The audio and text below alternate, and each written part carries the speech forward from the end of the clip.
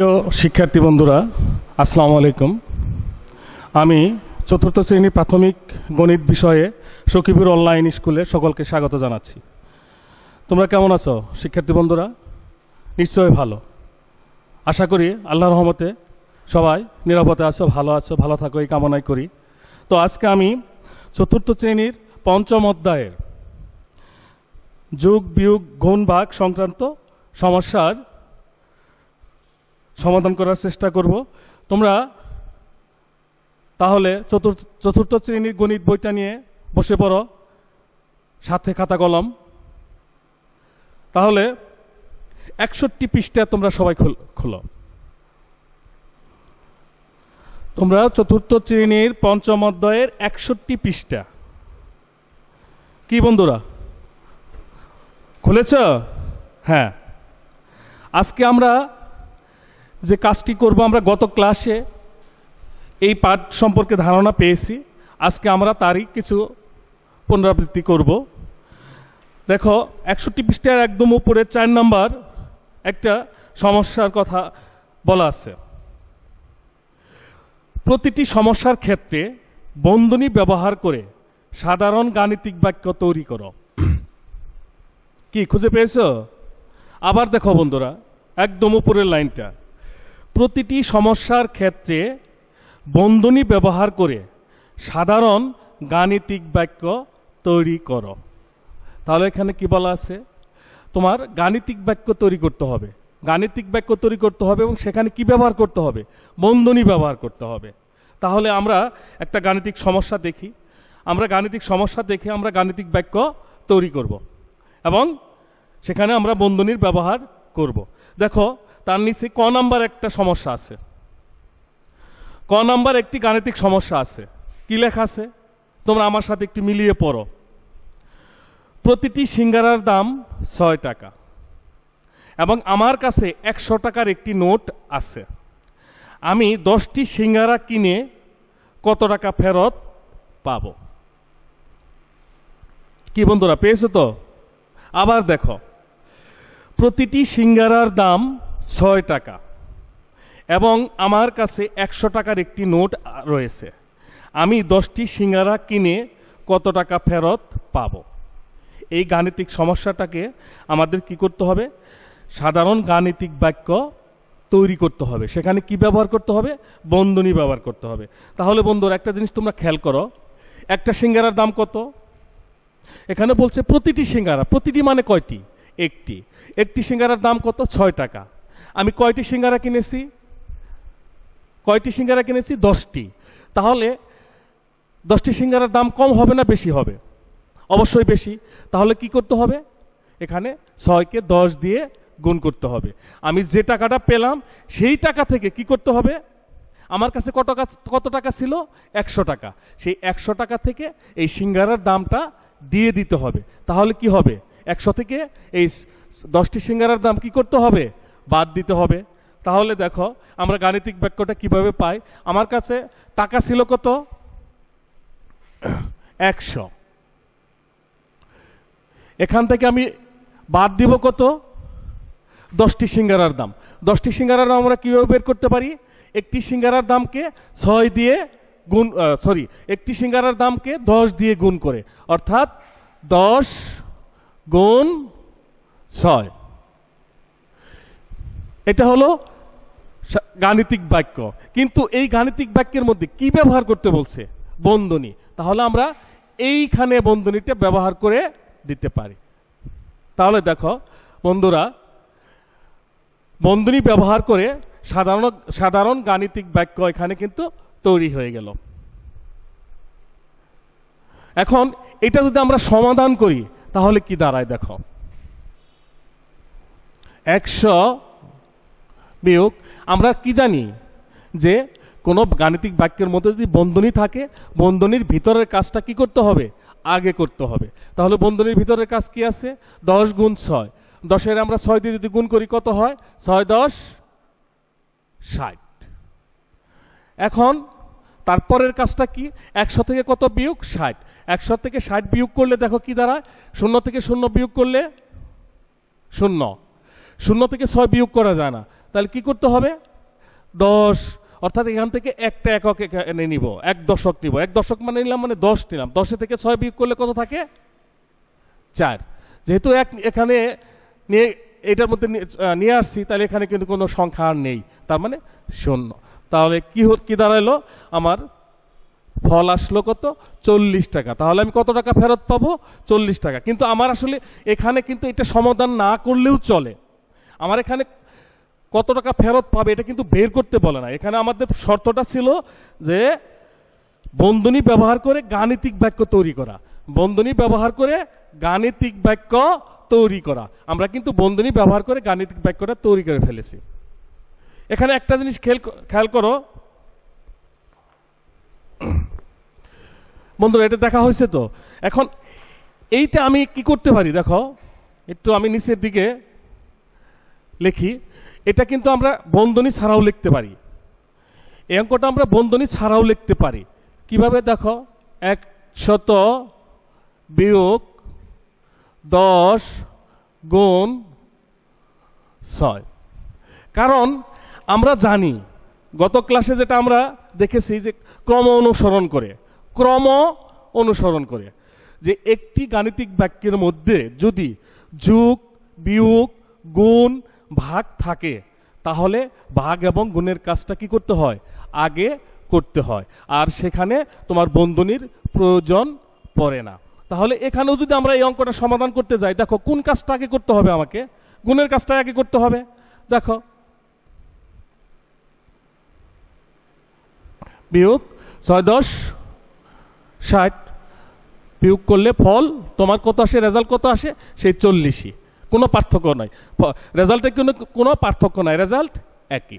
শুধু আমাদের নির্দেশনা ছিল যে বন্ধনী ব্যবহার করে গাণিতিক বাক্য তৈরি করো। আমরা সেই জন্য এখানে আমরা বন্ধনী ব্যবহার করে গাণিতিক বাক্য তৈরি করেছি। তবে একই বাক্যের মধ্যে যোগ, বিয়োগ, গুণ, ভাগ থাকলে সেখানে বন্ধনী আমার যেহেতু গুণ এবং ভাগের কাজটা আগে করতে হয়, মানে নির্দিষ্ট করা, সেখানে বন্ধনী ব্যবহার করার প্রয়োজন পড়ে না, করলেও চলে। যেহেতু নির্দেশনা ছিল বন্ধনী ব্যবহারের, এই জন্য আমরা বন্ধনী ব্যবহার করে গাণিতিক বাক্য প্রয়োগ করেছি। তো বন্ধুরা, আমরা এরপরে দেখো ঘ এবং গ আরো দুইটা গাণিতিক সমস্যা আছে। তোমরা এই গাণিতিক সমস্যা দুটি বন্ধনী ব্যবহার করে গাণিতিক বাক্য তৈরি করে নিয়ে আসবে। এ দুটো তোমার বাড়ির কাজ রয়ে গেল, মনে থাকবে বন্ধুরা? তো এবার দেখো, আবার নিচে দেখো 4 নাম্বার হিসাব করো। কি আছে? গাণিতিক বাক্য দেওয়া আছে। এই গাণিতিক বাক্যগুলোর হিসাব করতে বলছে। তো আমরা আগের ক্লাসে দেখো এই গাণিতিক বাক্যগুলোর আমরা হিসাব করেছি, সমাধান করেছি। সেখানে আমরা যে বিষয়টা আগে প্রাধান্য দিয়েছি সেটা হলো ক্রম অনুসরণ করে, অর্থাৎ ক্রম ব্যবহার করে। ক্রম কথাটা কি মনে আছে? ক্রমটা যদি আমাদের ক্রমটা যদি মনে না থাকে, ক্রমানুসরণটা যদি মনে না থাকে, তাহলে কিন্তু আমরা এই সমস্যাগুলো সমাধান করতে পারবো না। সেই ক্রমের মধ্যে কি আছে? তোমাকে প্রথমেই করতে হবে বন্ধনীর কাজ। কোন কাজটাকে করতে হবে? বন্ধনী। তারপরে কিসের কাজ করতে হবে? ভাগের। মনে করে দেখো, তারপরে কিসের কাজ? গুণের। তারপরে কিসের কাজ? যোগ। সর্বশেষ করতে হবে বিয়োগ প্রক্রিয়ার কাজ। তো এখানেও আমরা এই ক্রমটাই অনুসরণ করব। যেমন 1 নম্বর অঙ্কটা কি আছে দেখো, 6 যোগ 12 গুণ 5। এই হিসাবটা যদি আমরা করতে যাই, আমার ওই ক্রম অনুসরণ করলে আছে কি কি প্রক্রিয়া চিহ্ন আছে? যোগ আছে, গুণ আছে। কোন প্রক্রিয়ার কাজটা আগে করতে হবে? অবশ্যই গুণ প্রক্রিয়ার। তাহলে আমার প্রথমটুকু আমি লিখে যাব 6 যোগ, এখন এই 12কে 5 দিয়ে গুণ করলে কত হয় দেখো, 5 দুগুণে 10 0, রয়ে গেল কত হাতে? 1। 5 দিয়ে 1 গুণ করলে 5 5 আর 1 6, 60। এখন কোন প্রক্রিয়ার কাজটা রয়ে গেল? যোগ। এখন আমি যোগ করে দেই, 6 আর 0 যোগ করলে 6 6, কত হলো? 66। তাহলে বন্ধুরা, এই ক্রম যদি আমাদের জানা থাকে, ক্রমের ধারাবাহিকতাটা জানা থাকলে কিন্তু আমাদের এই সব গুণ অঙ্ক করতে, গাণিতিক বাক্য সমাধান করতে কিন্তু কোনো সমস্যা হবে না। তাহলে আমরা 4 নম্বরের বাকি যে 3টা অঙ্ক আছে, এখান থেকে যে কোনো একটা অঙ্ক তোমরা করে নিয়ে আসবে, মনে থাকবে? এবার তোমরা চলে যাও 62 পৃষ্ঠায়। তোমার বইয়ের 62 পৃষ্ঠায় তোমরা চলে যাও, ঠিক উপরে দেখো 1 নম্বর অঙ্ক আছে, এখানে তোমরা একটু খেয়াল করো কি লেখা আছে বন্ধুরা, দেখো তো কি পড়েছ?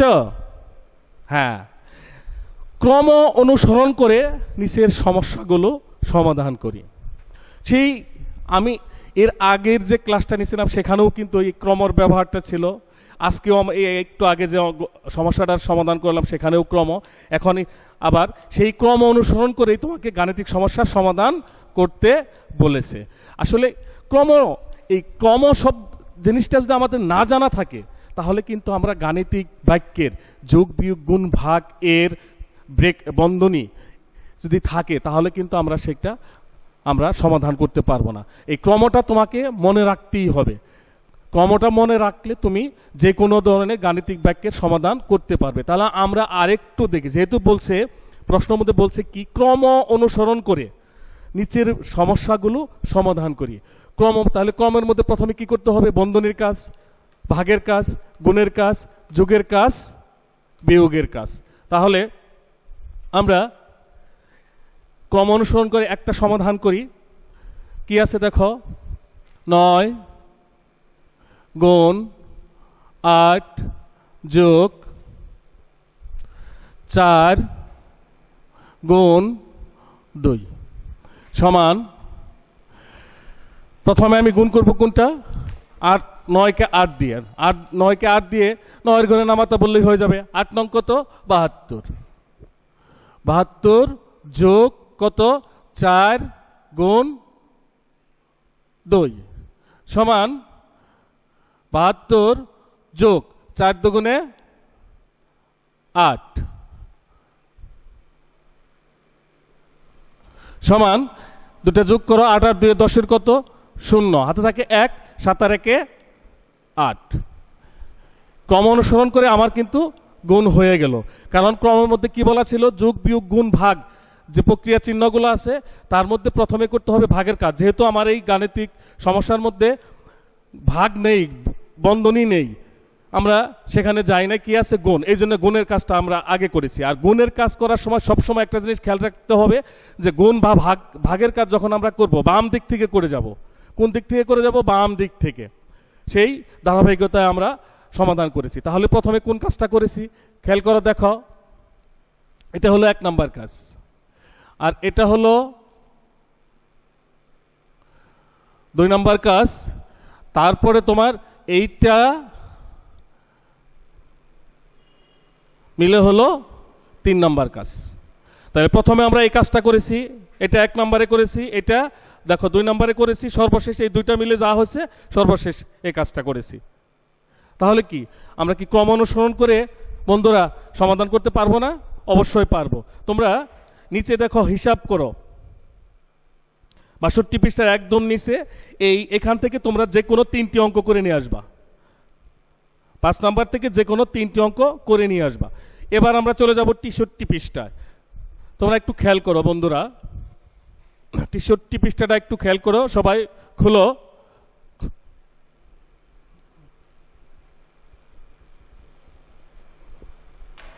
হিসাবের নিয়ম এবং ধারণা। হিসাবের নিয়ম এবং ধারণা। এখন হিসাবের নিয়ম বলতে আমরা কি বুঝি? আসলে হিসাবের নিয়ম বলতে আমরা যদি না বুঝি তাহলে কিন্তু আসলে আমরা সমস্যার সমাধান করতে পারবো না। এখানে হিসাবের নিয়ম হলো যে শূন্যযুক্ত সংখ্যা ব্যবহার করে সমাধান করা। কথাটা একটু আবার খেয়াল করি, শূন্যযুক্ত সংখ্যা ব্যবহার করে সমস্যার সমাধান করা।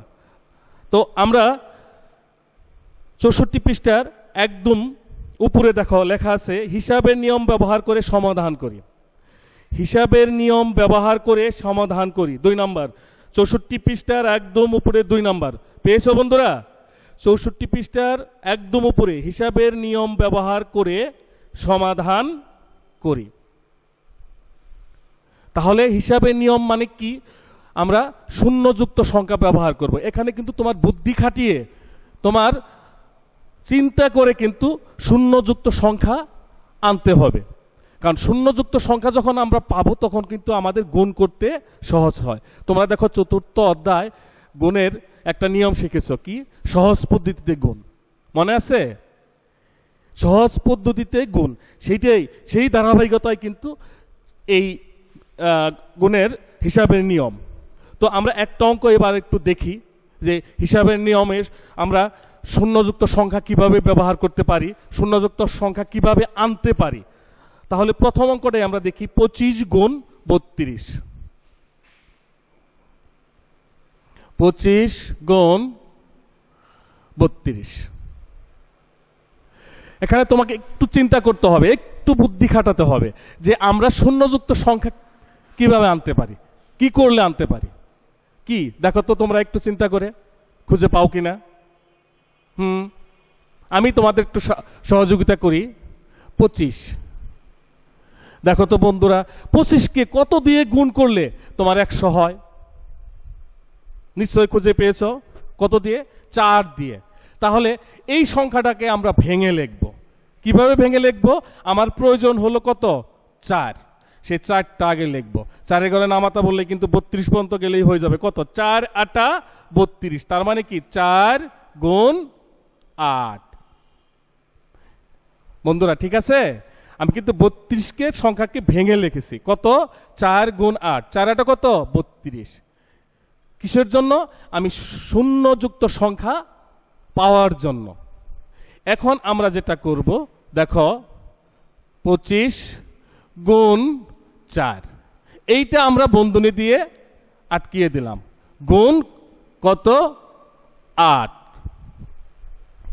তো এবার তোমরা একটু লক্ষ্য করো যে 25কে যদি আমরা 4 দিয়ে গুণ করি কত হবে? 100। এটুকুর গুণ শেষ। গুণ কত রয়ে গেল? 8। এইবার দেখো 100কে দিয়ে যদি আমরা 100কে 8 দিয়ে গুণ করলে কত হবে? 100কে 8 দিয়ে গুণ করলে কত হবে? 800। তাহলে কি দেখছো বন্ধুরা? হ্যাঁ, গণিতের হিসাবের নিয়ম ব্যবহার করে সহজ না বন্ধুরা? আমরা যখনই শূন্যযুক্ত সংখ্যা আনতে পারবো তখনই আমার গুণটা অনেক সহজ হয়ে যাবে, এবং এটার নামই হলো সহজ পদ্ধতিতে গুণ।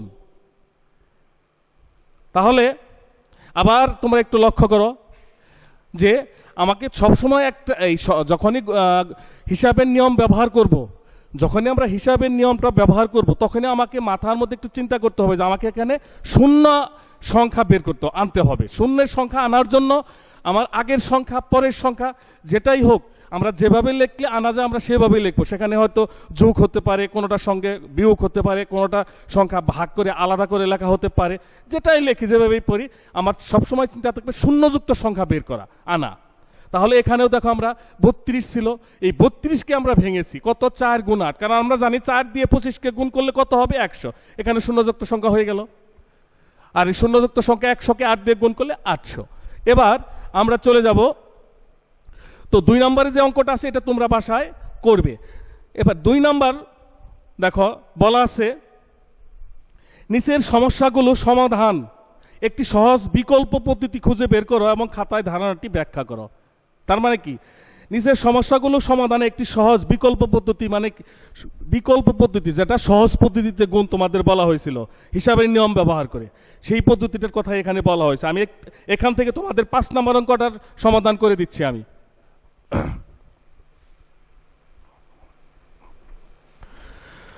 5 নম্বর অঙ্কটা সমাধান করে দিচ্ছি। দেখো কত আছে? 102 গুণ 11। তুমি খেয়াল করো, আমি আগেই বলেছি যে শূন্যযুক্ত সংখ্যা তোমাকে আনতে হবে। এখানে তুমি একটু চিন্তা করো যে কি কাজটা করলে আমরা শূন্যযুক্ত সংখ্যা পেতে পারি। একটু ভাবো বন্ধুরা, কি ভেবেছ? আমি তোমাদের সহযোগিতা করি। এখানে কত আছে দেখো তো? 102। এটারে যদি আমি ভেঙে লিখি, আলাদা করে লিখি, কিভাবে লিখি? 100 যোগ 2 গুণ 11। তাতে কি আমার ভুল হবে? না, আমি 102কে শুধু আলাদা করে লিখছি। 100 যোগ 2, এই দুটা যোগ করলে তো 102 হবে। গুণ কত? 11 সমান। এখন এই 100 যোগ 2, এই দুইটাকে কত দিয়ে গুণ করতে হবে? 11 দিয়ে গুণ করতে হবে। তাহলে গুণ করে ফেলো। 100 গুণ কত? 11।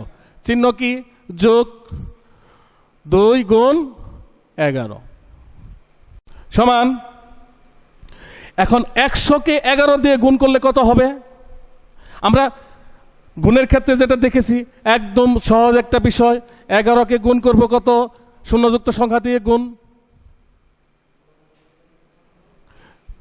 দেখো তাহলে এটুকু গুণ করলে 1 1, আর কয়টা শূন্য আছে? 2টা।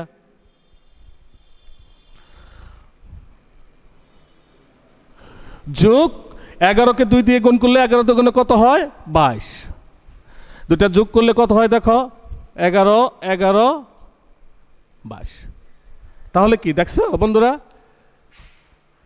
বিকল্প পদ্ধতি বলতে এই পদ্ধতিকেই বোঝানো হয়েছে এখানে, হিসাবের নিয়ম ব্যবহার করে। অর্থাৎ আমরা আগের অধ্যায় যেটা করেছি যে সহজ পদ্ধতিতে গুণ যে নিয়মটা, সেই নিয়মটারই এখানে ব্যবহার দেখানো হয়েছে। তো এখানে দেখো 2 নম্বরের আমরা 5 নম্বর অঙ্কের সমাধানটা করেছি। বাকি যে 5টা অঙ্ক আছে এখান থেকে তোমরা যে কোনো 2টা অঙ্ক করে নিয়ে আসবে। এবার দেখো 3 নম্বর গাণিতিক সমস্যা কথায়।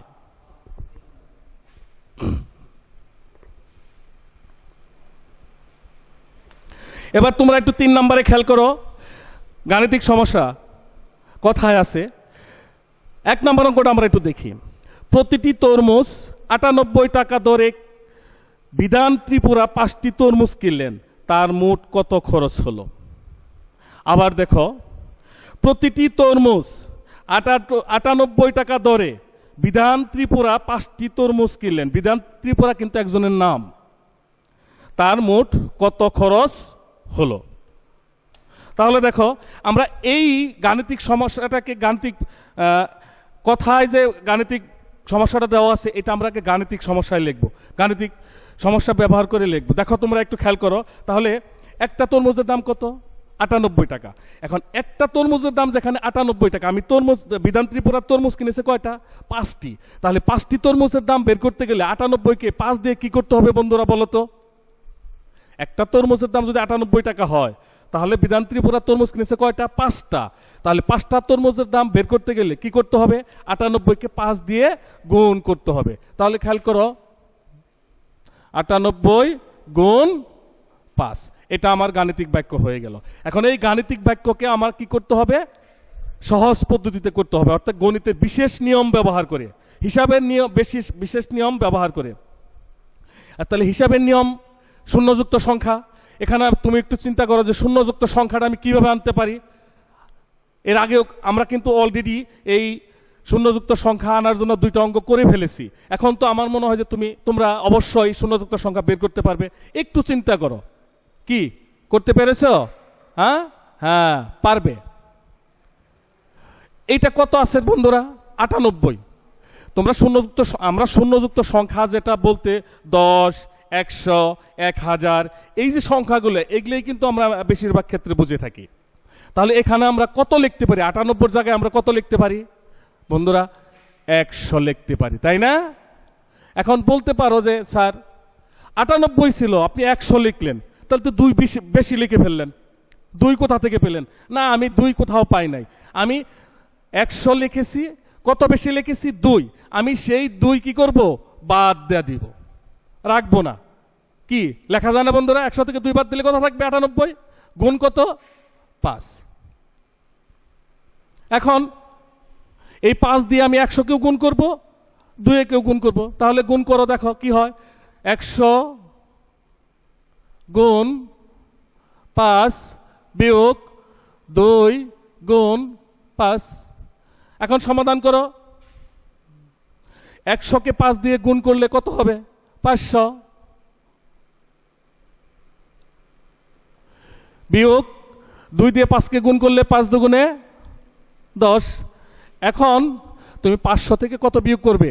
10। আমি যদি পাশাপাশি বিয়োগ না পারি, আমি কি করব? রাপে উপরে নিচে লিখে গুণ করে ফেলবো, বিয়োগ করে ফেলবো। 0 থেকে 0 বাদ দিলে 0। 0 থেকে 1 বিয়োগ করা যায় না। আমি এখান থেকে একটা দশক এখানে নিলে কত? 10। 10 থেকে 1 বাদ দিলে কত থাকে? 9। এই যে 10 নিয়েছিলাম, সেজন্য এখানে কত রয়েছে? 4। 400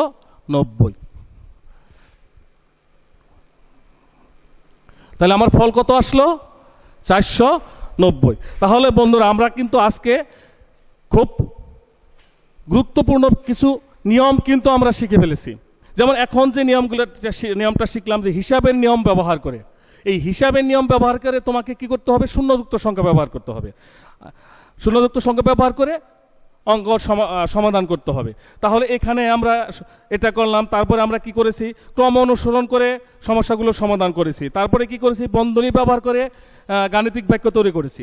তাহলে আমরা আজকে যে সমস্যাগুলো সমাধান করলাম, যে নিয়মগুলো শিখলাম, সেখান থেকে তোমাদের যে বাড়ির কাজটা থাকবে তোমাদের অবশ্যই মনে আছে। সেখানে তোমরা যে বাড়ির কাজ করবে, আবার তোমরা একটু 61 পৃষ্ঠায় আসো। 61 পৃষ্ঠার খ এবং গ এই দুটো অঙ্ক গাণিতিক বাক্য বন্ধনী ব্যবহার করে গাণিতিক বাক্য তৈরি করে নিয়ে আসবে। এবং একদম নিচে দেখো 4 নাম্বার হিসাব করো, এখান থেকে 2টা হিসাব করে নিয়ে আসবে, যে কোনো 2টা। এবার আসো 62 পৃষ্ঠায় ক্রম অনুসরণ করে, একদম দেখো নিচে আছে 6 নাম্বার যে হিসাব করো, এখান থেকে 3টা অঙ্ক করে নিয়ে আসবে। এবং 64 পৃষ্ঠা তোমরা এখানে দেখো প্রথম উপরে যে 1 নম্বর উদাহরণটা দেওয়া আছে সেটা আমি করেছি। পরের 2 নম্বর 99 গুণ 9 এই অঙ্কটা করে নিয়ে আসবে। আর 2 নম্বরের যে কোনো 2টা, 3 নম্বরের শেষের অঙ্কটা করে নিয়ে আসবে। 2 নম্বর মায়ের কাছে 36টি ছোট ব্যাগ রয়েছে, প্রতিটি ব্যাগে 25টি করে জলপাই রয়েছে, মায়ের কাছে মোট কতটি জলপাই রয়েছে, এই অঙ্কটা করে নিয়ে আসবে। তাহলে বন্ধুরা অনেক কথা বলা হলো, অনেক অঙ্ক করা হলো। তাহলে তোমরা বাড়িতে এই অঙ্কগুলো করবে এবং স্কুল খোলা হলে শ্রেণী শিক্ষককে দেখাবে। এবং সকলেই সুস্থ থাকো, নিরাপদে থাকো, ভালো থাকো, এই কামনা করেই আমি আজকের ক্লাসের এখানেই সমাপ্তি ঘোষণা করছি। আসসালামু আলাইকুম।